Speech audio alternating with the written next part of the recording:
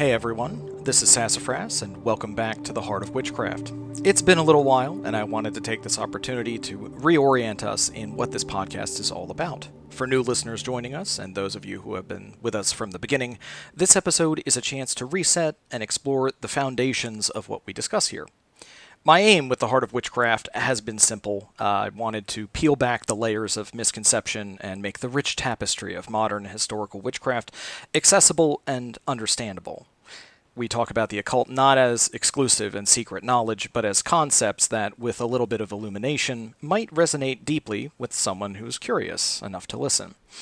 It's about demystifying, clarifying, getting into the heart of these practices. We're here to understand not just what witchcraft is, but how it works and what it demands of us as practitioners. So let's dive into Witchcraft 101 for a moment. When we talk about witchcraft, what exactly are we talking about? It's a question which brings up a lot of different images for different people, some of which are accurate and some of which might not be. At its core, witchcraft is a practice. It's a way of interacting with the world and the world's energies. It's not necessarily a religion in itself, as it's currently defined, although it could certainly be integrated into a number of different spiritual paths, most prominent being Wicca, which is a specific modern pagan religion which incorporates witchcraft. Think of it this way.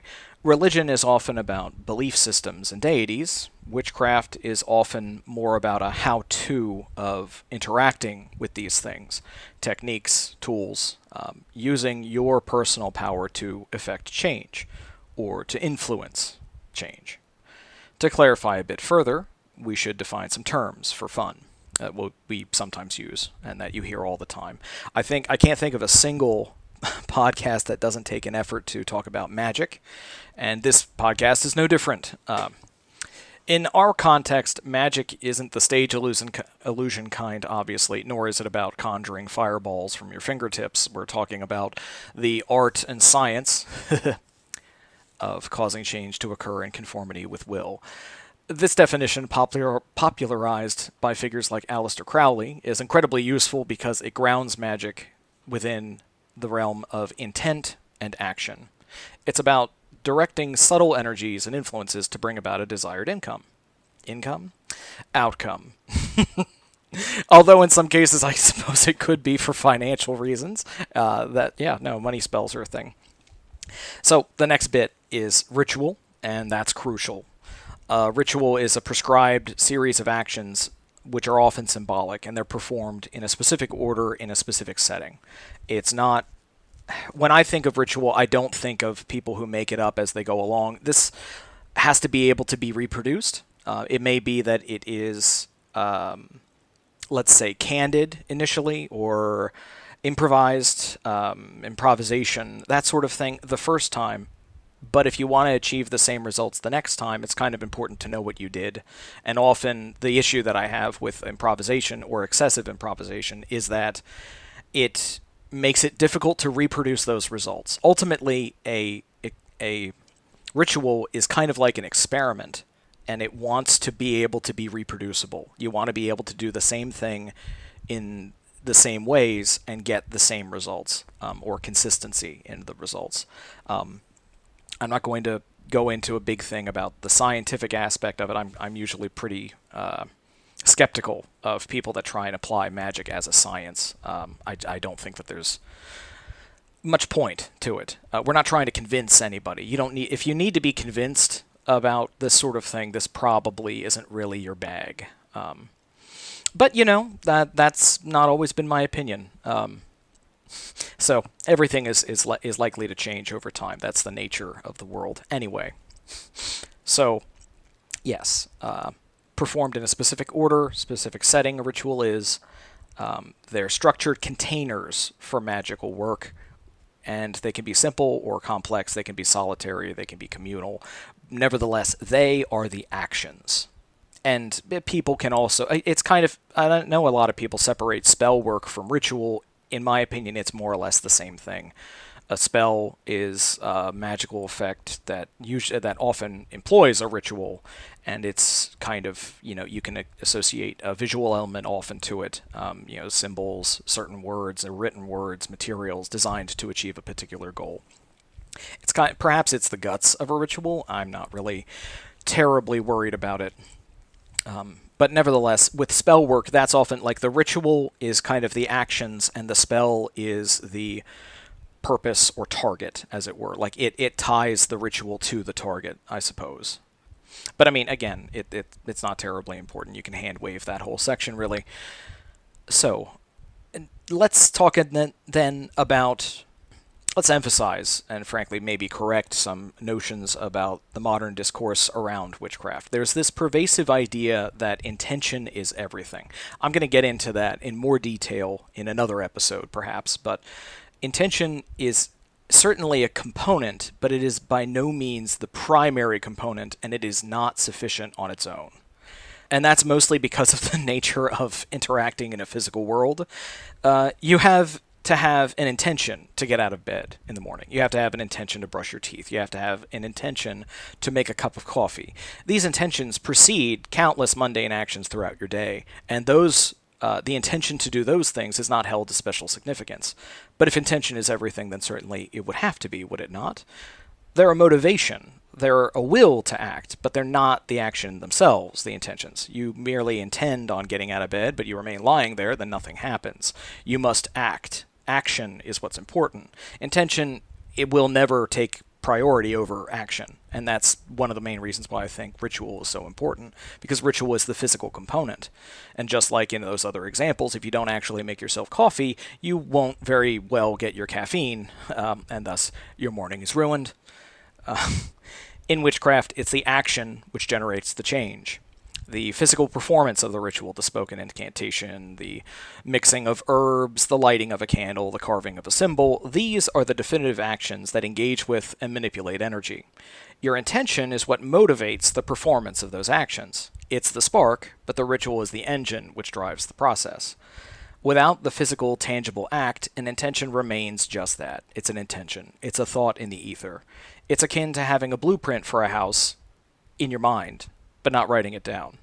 Much more than laying bricks, It's not even the blueprint. It is what causes the blueprint to be.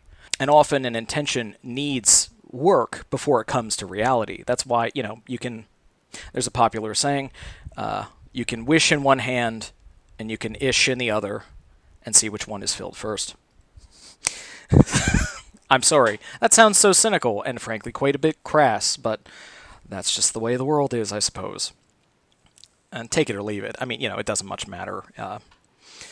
So yeah, when we talk about witchcraft, we're inherently talking about about performing the necessary actions, engaging with the material world and those energies within it in a concrete way.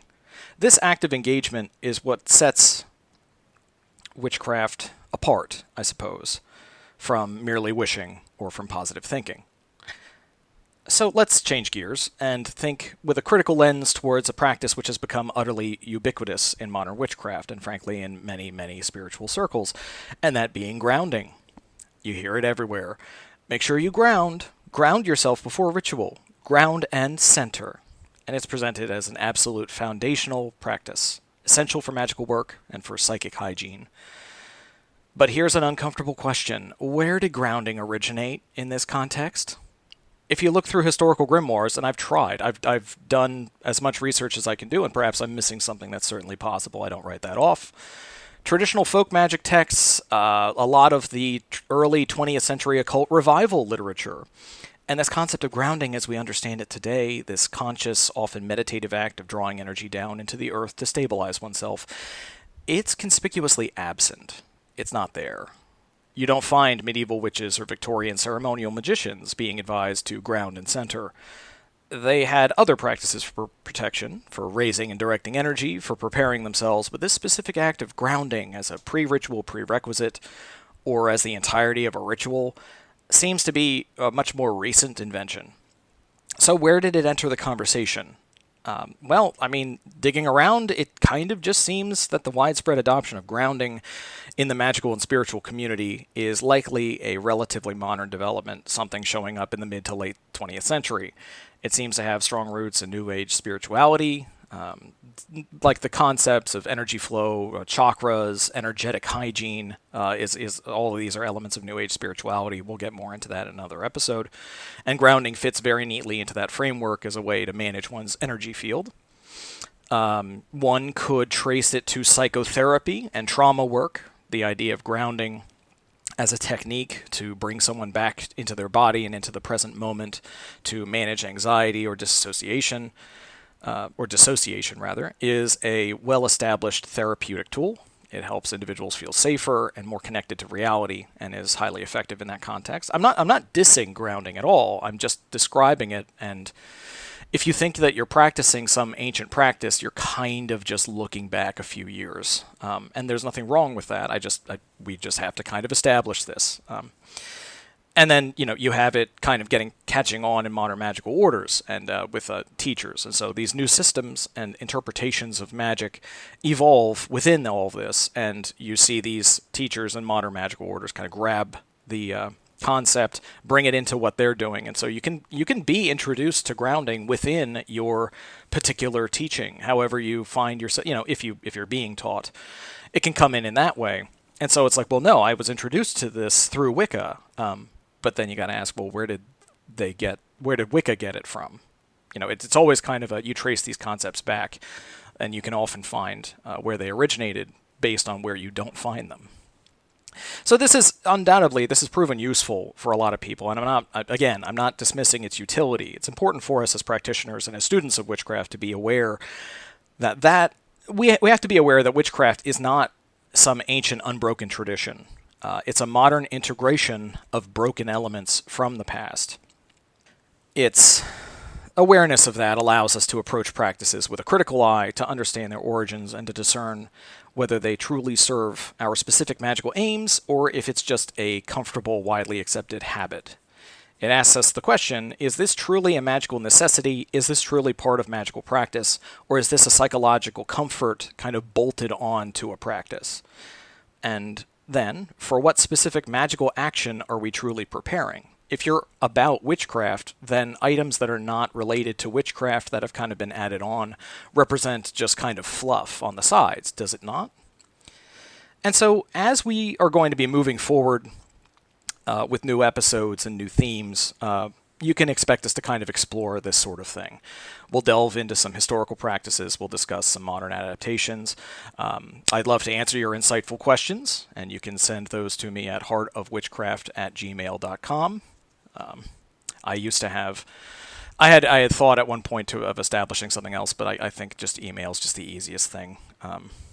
Perhaps in the future we'll branch out in that way. And I think actually it may well be that wherever you're listening this has a way to reach out to me. It's possible. I have to admit I'm somewhat not. Well, never mind. You already know I don't know much about these programs, or these platforms rather. Right. Moving right along. So yeah. I'll keep trying to break down more complex occult concepts into clear and more digestible ideas, as well as I think it's really useful to have a critical eye. Like, be a skeptic. Be someone who requires explanation. Be someone who requires, where did that come from? Requires the origin. You can really tell what someone knows about the subject if you can ask them about it. I mean, this is a way of evaluating folks that you're listening to. If they themselves have a way of describing this or that doesn't come off as, let's say, invented on the spot. We'll put it that way. The crassness of this episode is well over. So, we're going to keep going. We're going to keep emphasizing action, the doing of witchcraft, rather than just the thinking about it. The lofty concepts involved are important, but ultimately it's about where the rubber meets the road. And if, are you thinking about witchcraft or are you doing witchcraft? We will always keep a critical and inquisitive mind. We will always keep in mind that we don't know everything and that there's a lot more to learn, and sometimes you can learn things from places you didn't expect to. we'll keep that inquisitive mind turned even toward things that have become very commonplace and kind of taken for granted. So, whether you're a seasoned practitioner or just starting off on your journey, my hope is that you'll find something here that resonates, illuminates, and perhaps even inspires you to act. Thank you for being here and for listening, for joining me on this journey into the heart of witchcraft.